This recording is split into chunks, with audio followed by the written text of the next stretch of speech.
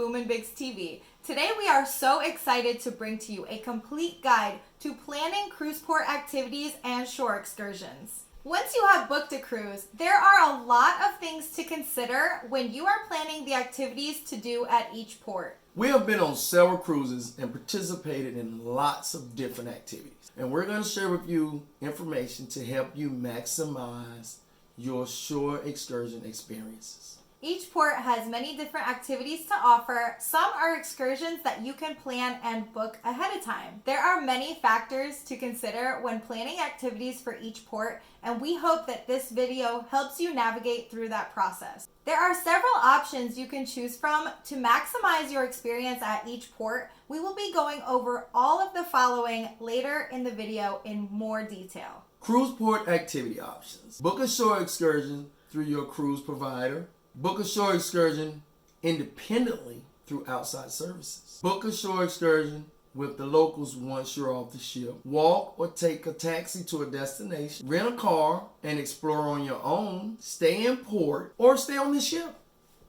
These are all really great options. We've done a little bit of everything, so we'd like to go over some of the pros and cons of each so you can decide what's best for you. The first thing you will want to do when you're starting to plan your adventure is to research the ports. See what type of activities they have to offer and see what's offered right there in port. Many ports have a lot to offer without ever leaving. Like pools, beach access, zip lining. Some have a lot more to offer than others. There are some ports that maybe just have a couple shops and bars, and there are typically a lot of people trying to sell you stuff or get you to go on tours and things like that. You will also want to take a look at what excursions are offered at each port and kind of get an idea of what you would like to be doing. Many ports offer very similar excursions.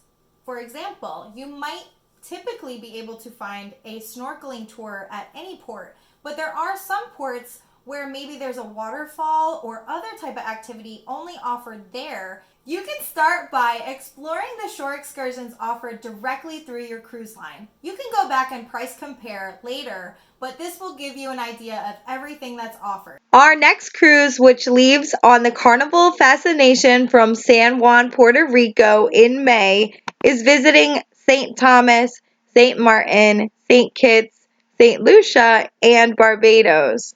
These are the shore excursions offered through Carnival for our specific cruise itinerary. There are 132 options for our specific cruise, which you can browse through several pages of different activities for all ports, or you can click to filter one port specifically if you want to just look at that one. So let's take a look at this excursion. This is a turtle swim, snorkel, and beach time excursion. It's 3 hours long. It's a moderate activity level. You can take a look at some pictures, read a brief description of what you can expect from the tour, and you can also read reviews. This is not your only option for booking shore excursions, but it's a great starting point to see what activities are offered at each port. So as you can see, there are so many activities you can choose from. You can snorkel, you can scuba dive, jet ski, take a hike, take a tour, spend the day at the beach. Almost anything you can imagine as a fun activity, you might find it at one of the ports or another. There are action-packed adventures and relaxing retreats. You will also want to pay attention to the length and the time of your excursion. So the time that it starts, sometimes they start at 9 o'clock, sometimes 12. So depending on when you want to go on your excursion, be sure to pay attention to that.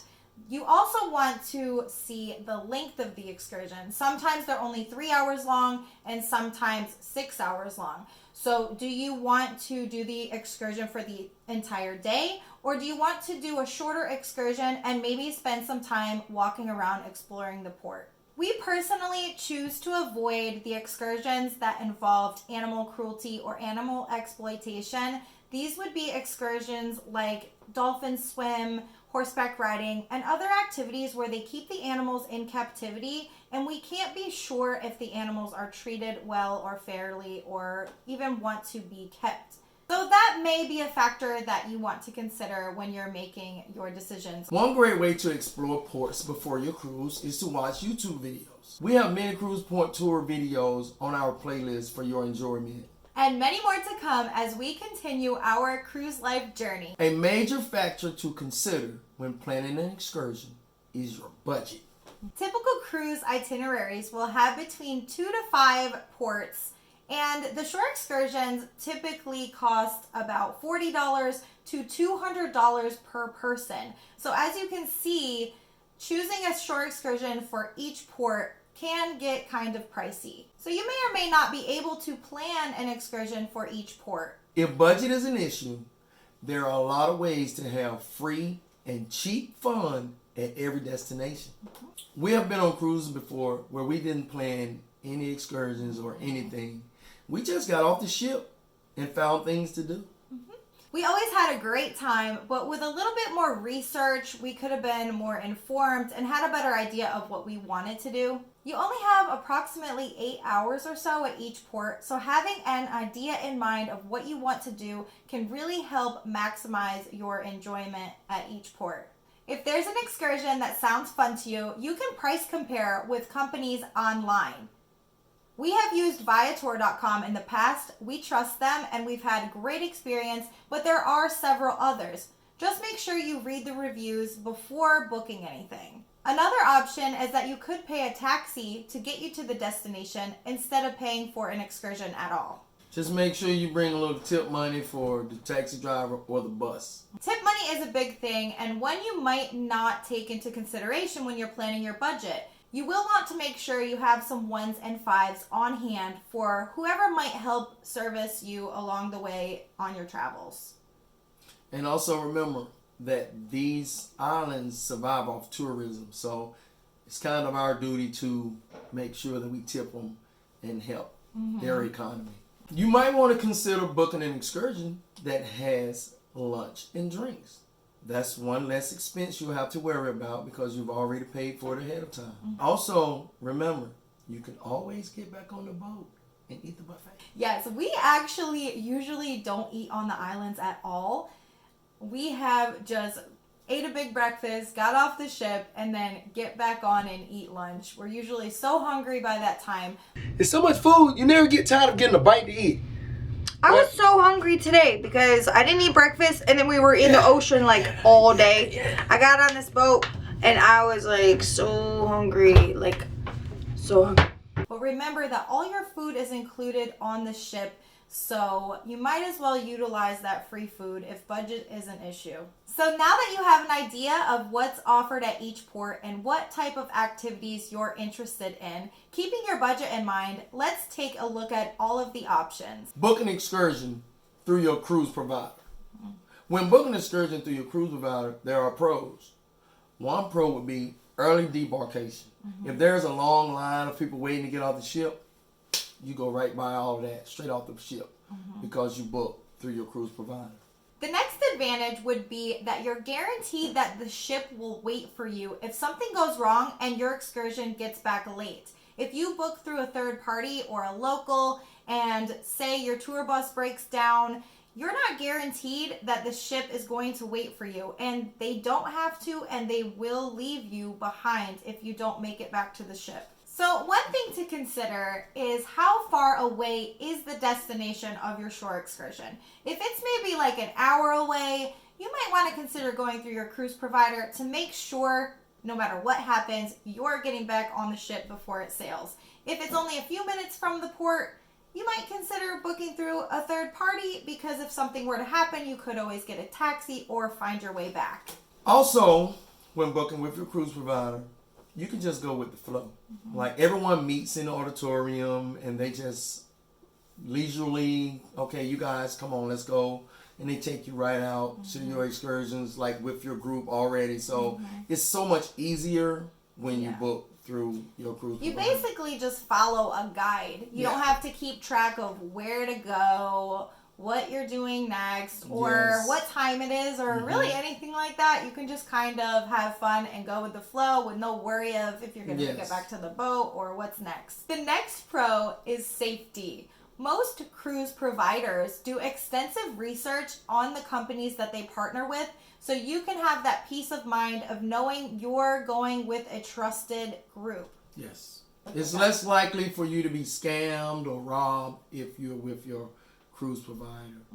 I mean, there are a lot of trustworthy companies as Yes. well. We've had so many great experiences, so I don't want to say that if you don't go with your cruise provider, you're at risk, but just do your research, look up reviews, make sure that you do book with a company that others have had great experiences with. While we're speaking on safety, it's something I would like to say. I've noticed through our experiences, the Islanders are a very tight-knit, tight group of people. They all know each other. So we be on one tour and they be talking and yelling and screaming, talking to the guys from the other group. So everyone knows everybody. So as long as you deal with the people right there around the port, you're pretty much in good hands. So those are the major pros for booking through your cruise line. Now we're going to talk a little bit about the cons. There are only two, but they are major, and they are something that we consider every time and sometimes determine whether we want to book through the cruise line or not. They are kind of major. So number one, they are typically much more expensive. We usually cruise with Carnival, so speaking on the short excursions provided by Carnival specifically, we have noticed short excursions double and sometimes triple the price of what we have found similar excursions through other companies. Your cruise line works in a profit for themselves on top of what the company charges. Carnival does offer a 110% price match guarantee. So if you book a shore excursion through them and then you find that same exact excursion through an outside company for less, they promise to refund you 110% of the difference in the prices. So if there's a specific excursion you really want to go on and you definitely want to go through your cruise line, go ahead and book it and then do your research and see if you can find it through that company directly for a lower price. You may find other companies offering very similar excursions, but being that it's not the same exact one with the same exact company, you might not get that difference refunded to you. Number two, typically way too crowded. Like Carnival is not playing. They're putting as many people together on one excursion as possible to maximize the profit. We're going to give you one example of a short excursion we personally went on through Carnival. And where was it, in Aruba? Yes, this was Aruba. The excursion we did in Aruba was booked through Carnival. We paid approximately $119 per person. This was an all-day excursion. It did include a sailboat ride to 2 snorkeling spots, open bar, lunch, beach time, and transportation to and from the port. The full excursion, it did have a lot to offer. It was tons of fun, but I wouldn't do it again simply because there were way too many people crammed into one excursion, especially for the price we paid. I would have hoped for a less crowded experience. We got on the sailboat and the first thing we noticed is how many people they were packing onto one boat. There really wasn't much room to stretch out or get comfortable. We still enjoyed the boat ride and beautiful scenery on the way to the snorkel sites. They brought us to 2 snorkel sites and both were crowded with even more people when we arrived. It was much harder to enjoy the experience with 100 people around you. I mean, you were bumping into each other. We were swimming next. We had to wait for people to cross over you when swimming.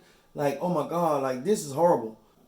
By the time we jumped off the boat and swam over to the wreck and got around all the other people that were there, our guide was calling us back to the boat. We had maybe 20 minutes at each spot. When we got back on the boat to head back to shore, they offered open bar. Biggs didn't drink, but I had a couple of drinks. They were playing really fun island music. We danced and had a great time on our way to the beach. We arrived at the beach. There was a restaurant where we ate lunch, which was included. After lunch, we had some beach time to relax in beach chairs with an umbrella and another complimentary drink. Soon after, our tour bus arrived to take us back to the ship. The bus ride was lots of fun too. The driver was really funny and entertaining and played some music which we were singing and dancing to. Biggs even gave the driver a $20 tip, and I proceeded to tell him that we might move there. Thank you. We had a lot of fun. Yes. We might move here. Don't mind, there's space for everybody. Overall, we did have a blast on this excursion, but just for the simple fact that there were too many people, especially for the price, I would not book it again and have avoided carnival excursions ever since. Your next choice would be to book a shore excursion through an online provider. There are many services. We have personally used Viator.com. Yes, Viator is a very reputable company, and we trust them. They're actually a branch of TripAdvisor, so you can read lots of reviews and make sure it's something you're comfortable with. The pros: save money, and there's always less people. When you're looking at Viator.com, you can put in the date and the port and see what they have to offer. We have noticed similar short excursions to Carnival at half the price, and the ones that we have personally went on, they have been way less people as well, at max 12 to 16 people on the entire excursion, which really makes the experience so much more enjoyable because you just have more room. It's just a more relaxing experience. I'd quickly like to show you how easy it is to search for excursions on Viator. Here I am searching for Barbados, as I will be there in May. Immediately I see a very similar tour to what we looked at earlier through Carnival. This is a glass bottom boat ride to a snorkeling site with sea turtles. The price is only $35 per person, and the tour lasts 5.5 hours. The similar excursion that we viewed earlier through Carnival, the price was $69.99 per person, and the length was only 3 hours. There are some cons, but they aren't too major. You just need to be mindful of them. One really important factor is that sometimes these companies are not allowed to come into the cruise port, so you need to pay attention to where your tour leaves from. Usually it's right outside the gate, but sometimes it can be at another destination altogether, such as a hotel or other meeting area. So when you're booking, make sure you know exactly where the meeting spot is. Because that could be an added expense, having to pay for a taxi to get to the meeting place. Our first experience booking through Viator.com, we really didn't know what we were doing. So we booked the excursion and we walked off the ship expecting to find our tour company waiting for us to take us on the tour. So we're going from bus to bus trying to figure out where this company is, and I think Biggs had talked to somebody working there, and he just happened to know the company and their phone number and gave them a call, letting them know that they had 2 people waiting to go on a tour with them, and he informed us that we were actually supposed to meet at a hotel, which we went ahead and jumped in a taxi to get a ride to that hotel, and we did make it there on time, just in time. We almost missed the bus. Are you in the tour? How you doing? Yeah. Please over there, see the big boss. So we made it to the tour bus. When we got off the ship, we realized there was no pickup for our tour from the ship, so we had to take a taxi over to a hotel for pickup, but we are on the tour now. If we had done a little bit more research ahead of time, we would have known exactly where the meeting spot was, and we could have been prepared to just know what we're doing. So it's not a deal breaker, but it's definitely something to be mindful of when you're booking through a third party. And the other thing you will also want to be mindful of, as mentioned earlier, but it's more important now, is the time and length of your excursion. So these third party providers are not only offering tours for people coming in on a cruise ship, they're also offering excursions to people staying in hotels, which don't have a time frame that they need to be back on a ship, but you do. So you want to pay attention to what time it leaves and what time it gets back, and make sure that you will get back to your ship on time. Tip: make sure you have the tour company's information with you in case you need to contact them with questions. Your next option would be to Book an excursion once you get off the ship through a local company.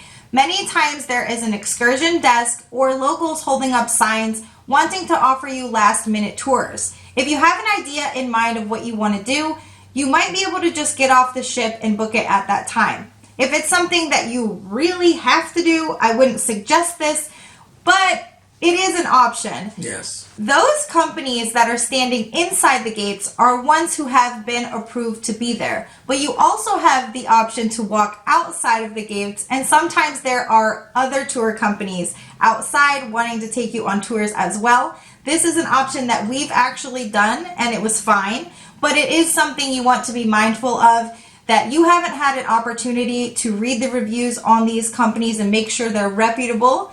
So you will want to use your own judgment and make sure you feel comfortable with the experience. But like we said, we've done this before and it was fine. Yes. A lot of these guys are just local guys that know all of the same spots that the larger companies are going to take you to. So they're just trying to make a few dollars, like we can take you for a little less. Mm-hmm. So a lot of guys, they're just out there hustling, trying to make a little money. So, mm-hmm. You know, tourism is big business there, so everyone wants a piece of the pie. Mm-hmm. Whether you book through an outside source or through a local once you get off the ship, typically you're going to experience a more local vibe, a more authentic experience, a close group with the locals, and it's, in our experience, been a more enjoyable experience.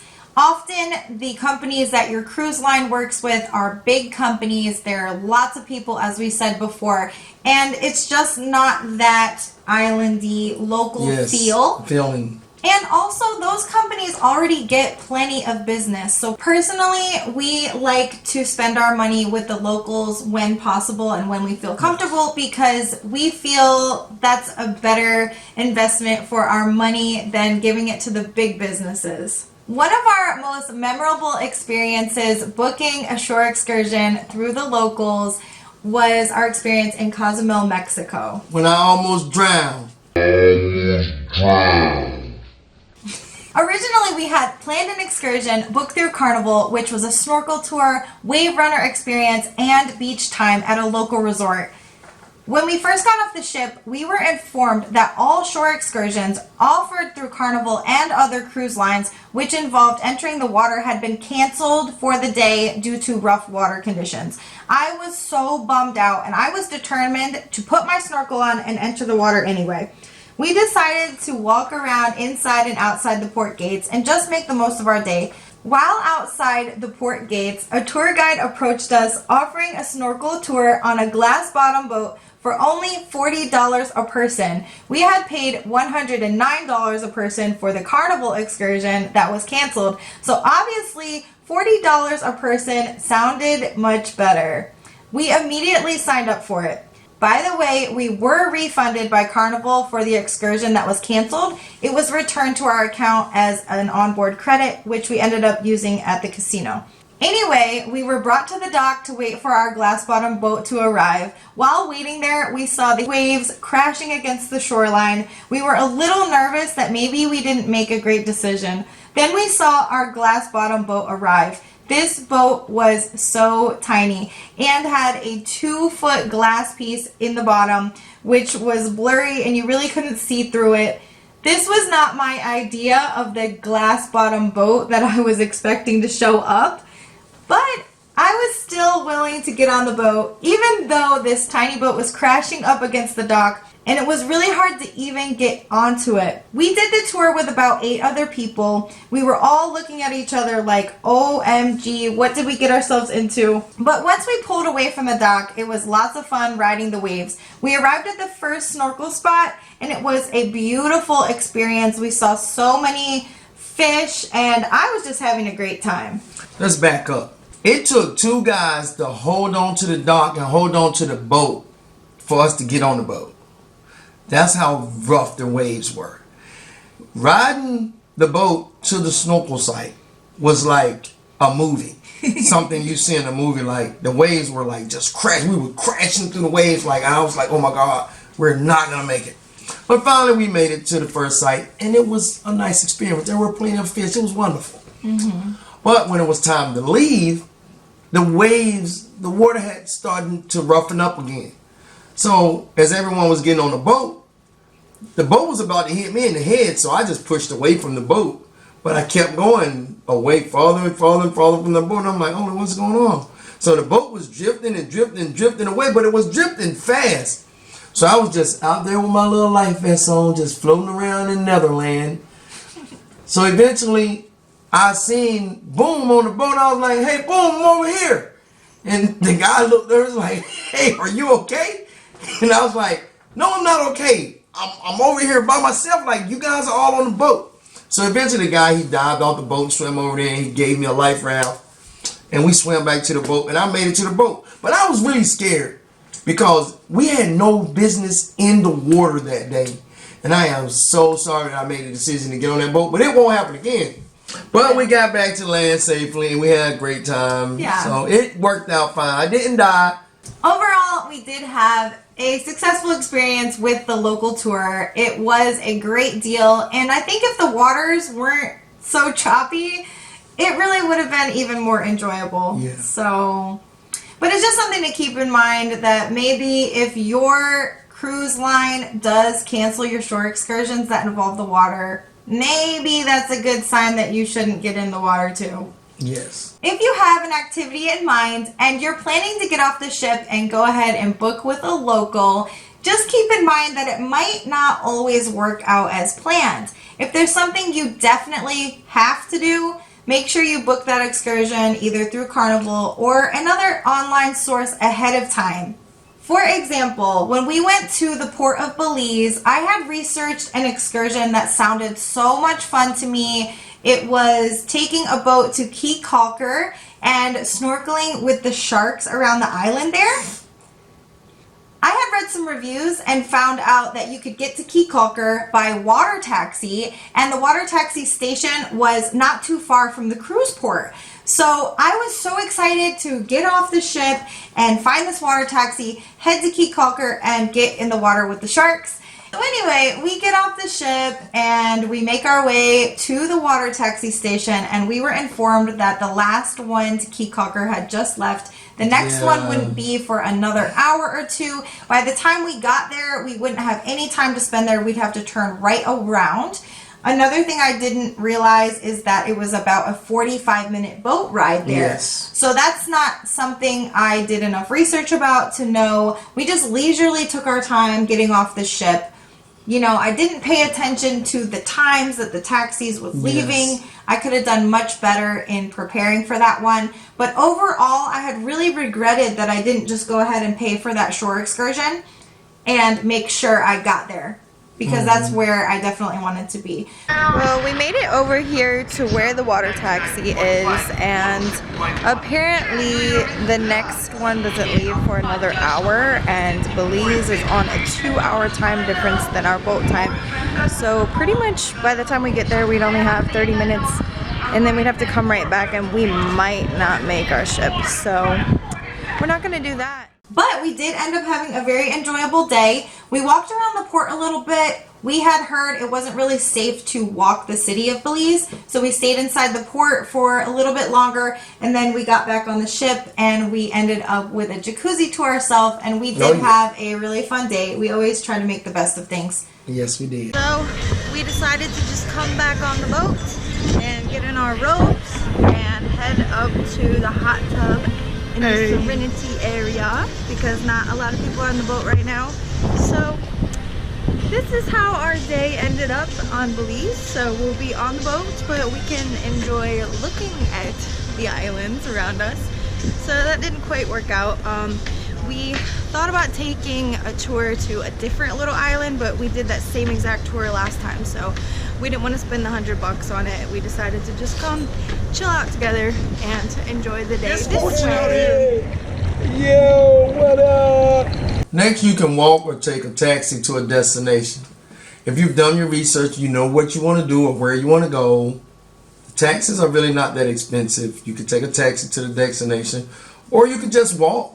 sometimes the destinations of the shore excursions end up being in walking distance. Yeah. So, for example, there have been ones that I've seen where people have paid for the excursion through their cruise line $40 to $60 a person Yes. to spend the day at a beach with the beach chairs and umbrella, and it ends up being within walking distance Yes. or a short taxi ride away where you could have just got there yourself, and there's locals offering you those beach chairs and an $10. umbrella, yeah, for a small fee. Yeah. So you really just got to make sure that you're doing research. Yes. Some ports even offer a water taxi, which is obviously a very fun way to transfer from place to place. For example, the port of Nassau, Bahamas, in my opinion, isn't the most exciting port to spend the day in right there in port. There's a lot of people trying to hustle and sell you things, which we understand that's how they make their money. So we're not knocking that. It's just not the most enjoyable way to spend the entire day. So luckily there is a water taxi station only a short walk away. They offer $4 one way or $8 round trip transportation by water taxi to Paradise Island, which is where the famous hotel Atlantis is located. We personally would not purchase an excursion there because the animals are kept in captivity, as mentioned earlier, but there are plenty of places you can just look around the hotel for free, including a casino. And just in general, it's a nice area to walk around. No one's hassling you. It's just an enjoyable, beautiful place to spend the day. And for only $8 a person, It's a fun day. yeah. Another option would be to rent a car and explore on your own. You can rent a car typically for approximately $100 a day at different ports. You can book them ahead of time to make sure you have your reservation. We have not personally done this, but we know some people who have. My father has done this before, and he mapped out his whole day of locations that he was wanting to visit, and it worked out really great. My coworkers just got back from Barbados. They also did the same thing. They paid $100 for the rental. They did say that they spent about 1 hour waiting in line for that rental, even though they had already reserved it. But other than that little obstacle, they ended up having a great day for only $100, exploring everywhere they wanted to on their own. Yes, and they mapped out everything ahead of time so that they wouldn't have any hiccups. Yep. One thing I would advise you guys to be mindful of before renting a car is to research the driving conditions at your port. For example, in the Dominican Republic, when we were there, we witnessed very crazy driving. I personally would not feel safe driving there at all. There were red lights, people were not stopping at them, and everyone was just kind of like going crazy around each other. I was shocked. And I just wanted to tell you guys that driving around here is crazy. There's barely no stop lights. It's pretty much fend for yourself. Everyone's driving through the red lights anyways. But everyone seems to know how to just take the turn that they need and like kind of fight for your right to the road. But yeah, the driving's pretty crazy. I'd be too afraid to drive here. When we came back from Dominican Republic, at the time, it was the most dangerous place to drive in the world. So, don't drive there, please. Yeah. But don't be afraid because not all ports have unsafe driving. So definitely, again, just do your research. I know my coworker said the driving in Barbados was perfectly normal and Like safe. here. Also notice that some ports, you have to drive on the opposite side of the road. And So- sometimes the opposite side of the vehicle, too. Yes, sometimes the opposite side of the vehicle. So just be mindful when you're doing your research and What the check rules are. What the rules are, yes. And if you would feel confident switching sides of the vehicle or the road. Another option would be, which is depending on where you are, it's one of my favorites, stay in port. Many ports have so much to offer right there in port that it really doesn't make sense to pay for a shore excursion. When there's so much to offer right there when you get Yeah. off the ship.